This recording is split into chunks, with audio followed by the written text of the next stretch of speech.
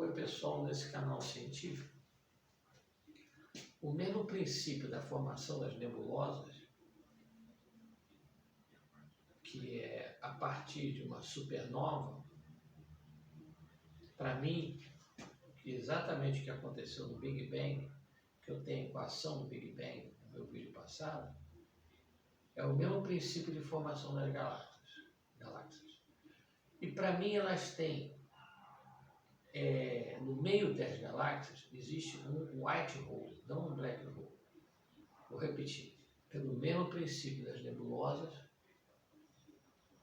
de uma supernova, que é a explosão de uma estrela, foram estrelas maciças no início, que explodiram e formaram as galáxias. Então, porque elas estão em expansão.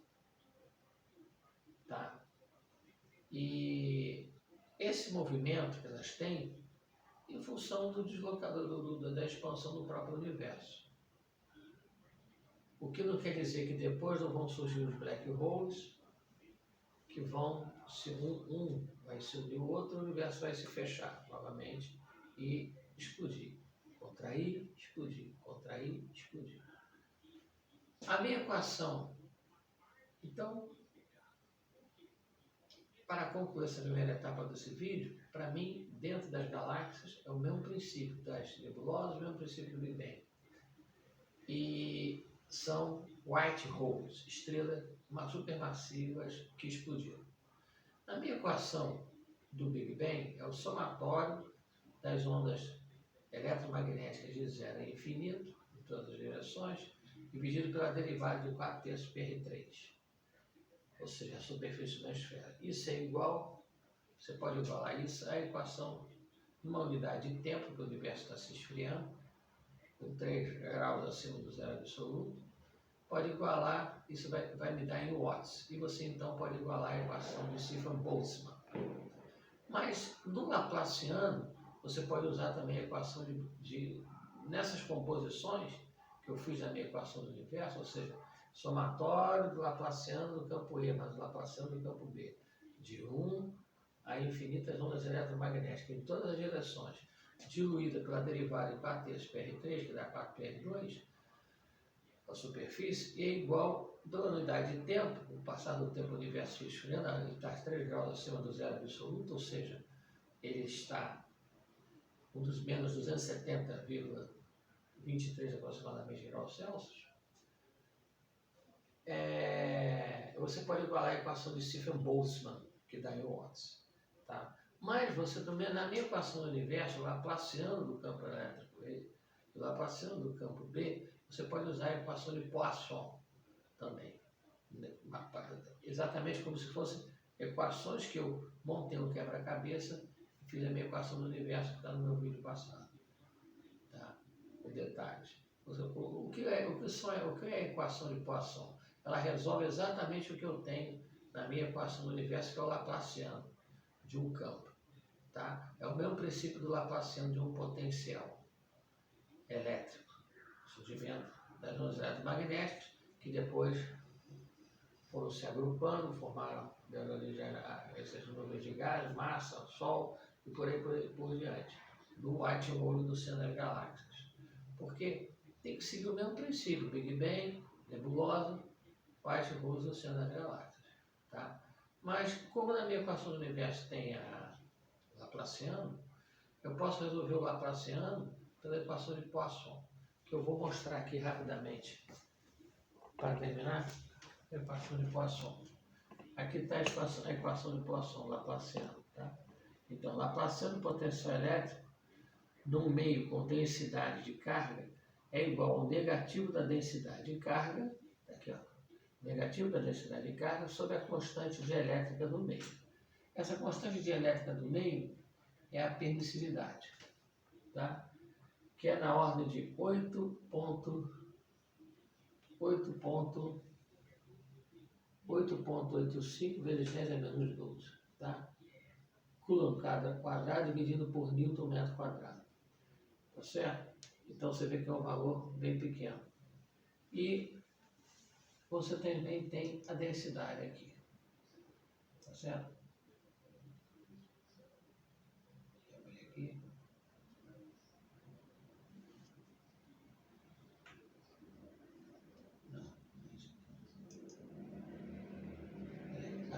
densidade, ou seja, a densidade é a derivada da carga pela derivada do volume, que você pode, nas equações de Maxwell, vai ser o inverso da permissividade, é zero, pela integral da densidade em relação ao volume dV. Então, densidade é a derivada da carga diluída pela derivada do volume. Então, aqui vocês reparem, eu tenho a densidade, eu tenho o número das equações de Maxwell, eu tenho a densidade, eu tenho a permissividade, tá? E eu jogo aqui tanto a densidade quanto a permissividade, se eu negativo, eu resolvo o Laplaciano, que é uma das partes da minha equação uma das partes da minha equação do Big Bang. Eu gostaria que fizesse um pequeno stop nesse vídeo. Eu vou pegar um documento. Oi, pessoal. Sobre um outro assunto, isso aqui é um trabalho que eu fiz na minha pós-graduação na Universidade Federal Fluminense, lá do Census, tá? Eu fiz um sistema de árvore de falha por metrô no Rio de Janeiro. Enfim, nas filmagens sempre acontece alguma coisa. Então, eu posso mostrar a vocês aqui, rapidamente, essa árvore de falha, tá? Enfim. Então, nós temos aqui, eu tenho uma Itá, Caneca, uma porta OR, tá? E aqui uma porta digital END, tá? Bom, eu gostaria, um momento só. Então, pessoal, deixa eu fazer uma pequena demonstração aqui, nesse canal científico, tá? Enfim.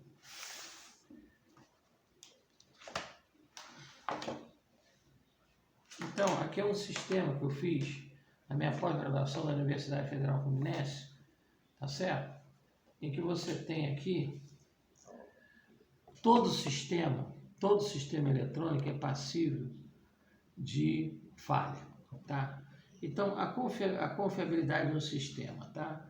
A confiabilidade do sistema é dada por E elevado a menos lambda T operacional, que é igual a 1 sobre E elevado a lambda T operacional, que é igual a... Quando o lambda é 1 sobre mean time between failure, tá? Se eu tenho um tempo médio de falha muito maior que o tempo operacional de qualquer equipamento eletrônico, mecânica, etc., o mean time between failure você vai compor através da árvore de todos os componentes que você tem no sistema eletrônico em geral. Então, se o tempo médio de falha, mean time between failure, for muito maior que o tempo operacional, você, por esse cálculo dessa equação aqui, você vai ter, nesse caso aqui, tá?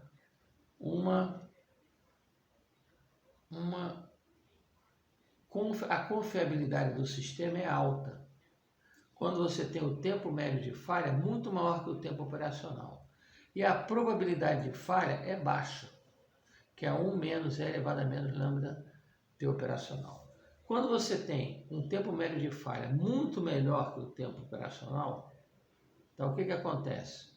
Ora, como lambda é 1 sobre mean time between failure, tempo operacional sobre mean time between failure, 1 sobre E elevado a esse valor, se eu tenho um tempo de falha muito menor que o tempo operacional, mean time between failure muito menor que o tempo operacional, a partir de uma árvore dessa, que aqui eu fiz um trabalho que eu fiz com o metrô do Rio, com a Universidade Federal Fluminense. Então, se você tem um mean time between failure muito menor que o tempo operacional, você vai ter aqui, tá, um valor muito maior nesse denominador. Por quê? Você tem um tempo operacional muito maior, um tempo operacional muito maior que o mean time between failure. Se o seu tempo operacional é muito maior, aqui você tem um valor muito maior. Se aqui você tem um valor muito maior, aqui você vai ter 1 sobre um valor muito maior, que vai dar um valor muito menor. O que eu quero dizer com isso? Que quando a confiabilidade do sistema ela é alta, quando você tem uma falha acima do tempo operacional, e a confiabilidade do sistema ela é menor quando você tem um tempo de falha bem menor que o tempo operacional. Tá? Então, quando você tem um tempo de falha bem menor que o tempo operacional, a confiabilidade do sistema é menor. Claro, se ele falha depois do tempo operacional, a sua confiabilidade é alta. Ele vai falhar depois do tempo operacional, a confiabilidade dele é alta. Se ele vai falhar antes do tempo operacional, a confiabilidade dele é baixa. Isso é nível de confiabilidade. Ora, a probabilidade de falha, quando tem uma confiabilidade alta, a probabilidade de falha é baixa. A probabilidade de falha, quando você tem uma confiabilidade baixa, se a confiabilidade é baixa, a probabilidade de falha é alta. Tá? Então, num bom sistema, quando você tem a confiabilidade do sistema alta, ele é altamente confiável, quando o tempo médio de falha está muito acima do tempo operacional, ele é altamente confiável. E, logo, a sua probabilidade de falha é baixa. Se ele é altamente confiável, é baixa. Mas, quando você tem a confiabilidade pequena, é quando o tempo médio de falha é menor que o tempo operacional. Então, a confiabilidade dele é pequena. Se a confiabilidade dele é pequena, a probabilidade de falha dele é muito grande. Então, por favor.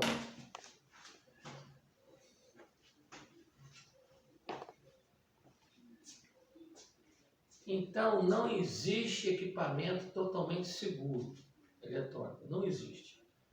Tá?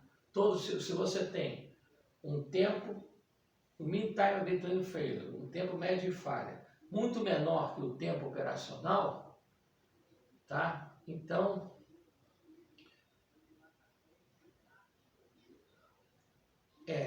invertendo, se você tem um tempo de falha, de mean time between failure, muito maior que o tempo operacional, ou seja, ele vai falhar depois do tempo operacional, mas uma hora ele vai falhar. Ele vai falhar depois do tempo operacional, você tem uma confiabilidade alta e uma probabilidade de falha baixa. Tá? Quando você tem um mean time between failure muito menor que o tempo operacional, o tempo de falha dele é muito menor que o tempo operacional, você tem uma confiabilidade dele, a confiabilidade dele é baixa, tá? Porque o tempo de falha é menor que o tempo operacional. Então, a confiabilidade dele vai dar baixa. Tá? Logo, se a confiabilidade dele é baixa, a probabilidade de falha dele é alta. Tá? Então, não existe essa de sistema eletrônico seguro. Não existe essa. Eu estou falando a nível de confiabilidade, de probabilidade de falha. Tá? Vai depender de placa a placa, de equipamento a equipamento. Mesmo que sejam todos com o mesmo fabricante. Todas elas vão ter um mean time between failure diferente, um tempo médio de falha diferente, mas vão ter um tempo médio de falha. Então, todo o sistema eletrônico ele é passível de falha, inerente a ele mesmo.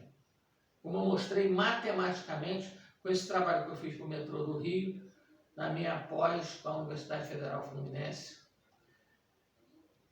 que eu vou, para terminar, repetir. Quando você tem um determinado equipamento eletrônico, vamos supor, eu tenho esse equipamento eletrônico aqui. Se ele tem um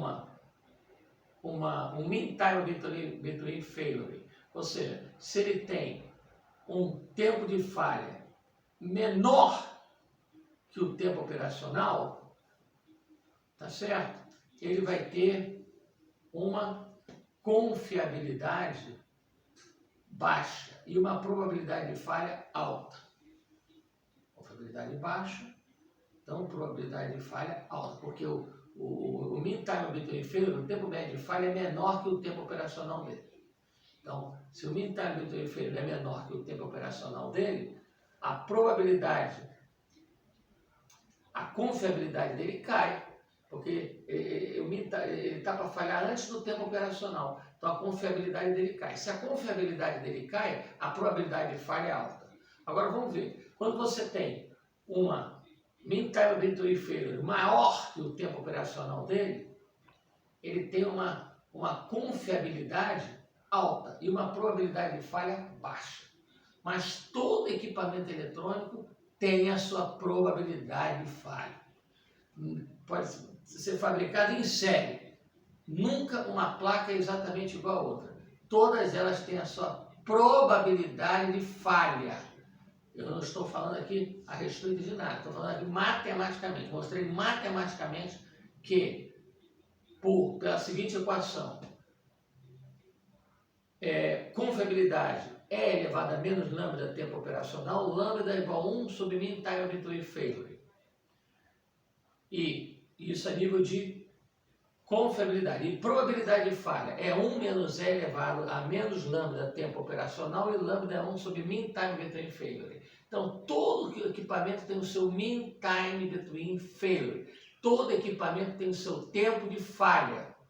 Todo equipamento eletrônico. Não existe um equipamento eletrônico que não tenha a sua confiabilidade, a sua probabilidade e o seu mean time between failure, o seu tempo de falha. Ok? Então, não existe nenhum equipamento eletrônico totalmente confiável. Muito obrigado em nome de Jesus Cristo. Não estou falando de religião, futebol e política. Sou cristão respeitando todas as religiões e os agnósticos. Um abraço.